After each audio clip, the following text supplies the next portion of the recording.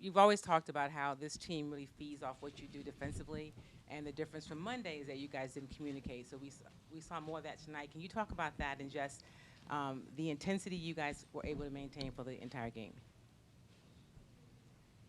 Well, I think from the start we were more aggressive instead of allowing them to attack us first and us react. I think we reacted first and brought the fight to them rather than them, hitting us first. Adam Spillane, Sports Radio 610. Chris, it'd been a while since you had played them before game one. Does it, with the way that they play, does it take some time just to get used to defending them? Nah. Surprisingly, we didn't change anything. We guarded the same way. I mean, obviously we played harder, but scheme-wise, we didn't change anything. We just did everything a little harder, as we talked about yesterday, and we talked about game one. Got out to the shooters. Our switches were a lot cleaner. I think game one, Clay got off, 15 threes? He only got off 4 tonight, so that's a little better. Christy Reekin from the AP. Eric, how difficult do you think it is for teams to deal with y'all when so many players are contributing on offense the way y'all did tonight? Well, tonight was just everything was fueled off our defense, and everybody, we hit the open man at the right time, and guys were knocking down shots. And when we play that way, it becomes just a fun game, and that's why we had a good result tonight. Dan Wyke with the Los Angeles Times. For all three of you, it felt like the dribble drives and the attacks in isolation came earlier in the shot clock today. Did that create more opportunities for drive and kicks, and how did that get you guys kind of going, getting open looks on the wings? We just played at a better pace. A lot of that helped, too, that we got stops. We defended better. We got out in transition. We still played our ISOs and stuff when we had them, and we just played with a little bit more thrust. To all three, Kevin Joseph, NBC News Radio. You all haven't lost a back-to-back since January. Is there anything particular you all say to one another following a loss, or that you said over the past 5 months, basically? I wouldn't have known that. I said I wouldn't have known that unless you told me. You know what I mean? But yeah, you got it. Yeah, that's not something that we talk about. We just, we come in the next day. We go through our normal routines. We see what we can improve at. And, we just all stick together and try to correct the things that we didn't do as well the game before. Chris Smith, Houston Chronicle. You said yesterday that you're great in transition, but that's all set up by the defense.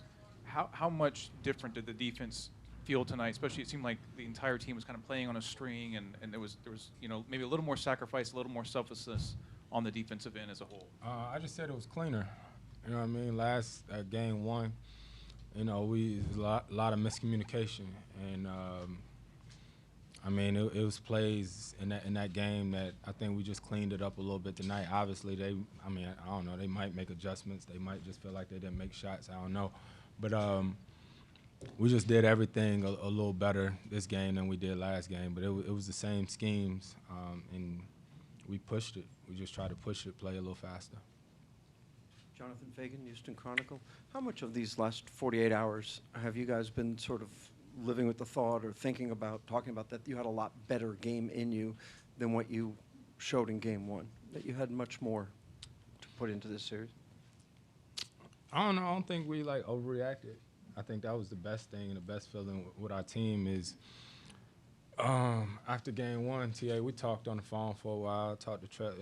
Everybody talked, we communicate, and just try to see, if we could come out and play better tonight.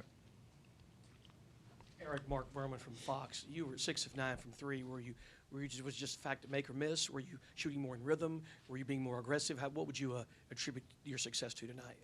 Well, I always want to be aggressive, but like I said, everything was fueled off our defense, and we hit the open man at the right time, and it just wasn't me that got going. You saw Trev really got going, and PJ, you saw Trev and PJ, and they just really fueled us, and it just made it easier for everybody. Get off topic real quickly. You were a finalist again for Sixth Man of the Year. You're the reigning sixth man. What do you think about that? Well, it's great. It's always great to be on a good team like this where it just makes my job easier. And, it's been a blast since I've been here. Very good. They climbed back to within 11 early in the fourth. You hit that deep three. Then you guys went on that incredible 19-2 run. Was it a matter of spilling blood in the water at that point? Yeah, for sure. It was. I did hit a tough shot, but it's going to take a lot of tough shots and good defensive plays to win over them. To win the game. So it's good team effort throughout the whole night. Chris and Trev, the same thing. Did you say, wait, here's a chance to throw the knockout punch right here? Yeah, guys made a lot of big shots. Tuck 5 for 6 from the three. EG shooting the ball the way that he did, and Trevor attacking. We just tried to play, like we said, with a thrust, and it's going to take that to continue to win games. Chris, for all practical reasons, did you almost feel like y'all's season was on the line tonight, and do you feel like you can't relax even for a minute against his team? I don't know. Ain't that what they always say in these series? I'm serious, man. If you lose game one, what everybody else, it's a must win. So yeah, we don't mind the road.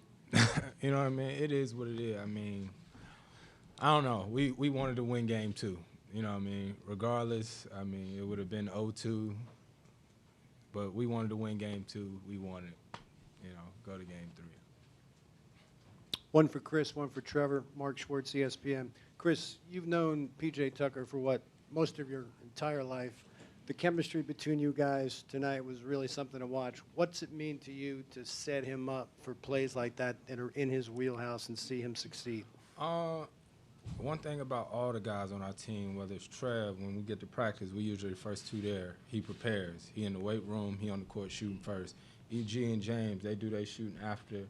Tuck always practicing, so there's a trust factor with all of us there. You know what I mean? Like, if you don't ever see somebody working on something and you pass it to them and they do something crazy, you're gonna be like, what you doing? But Tuck, like, he practices that. He's prepared for it. So make or miss, we trust him, and he did his thing tonight. And Trevor, unlike a lot of the guys on this team, you've actually been to the finals. When you see what Chris's trajectory has been, this is his first conference finals. Watching him tonight, how much did he want it? How much does he want to get over that hump?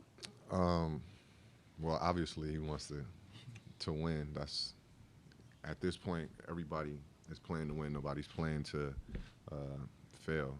But I think most importantly, we're doing it together. I think everybody's on the same page.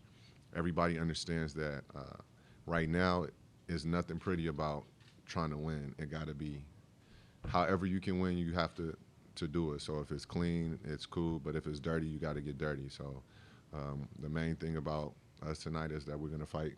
We're going to continue to fight. We're going to continue to play hard. And that's it.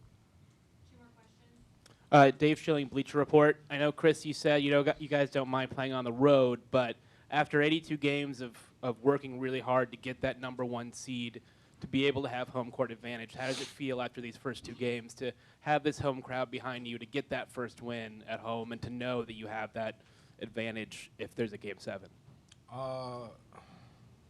It's great. It's great. Our fans were amazing tonight, and we're going to continue to need them.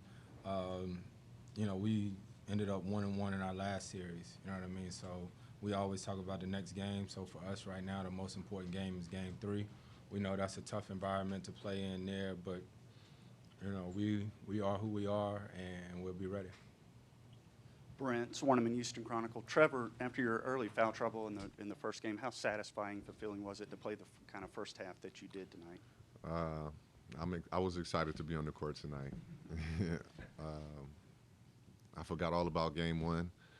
Focused all my thoughts in the Game 2 and what I can do to help our team.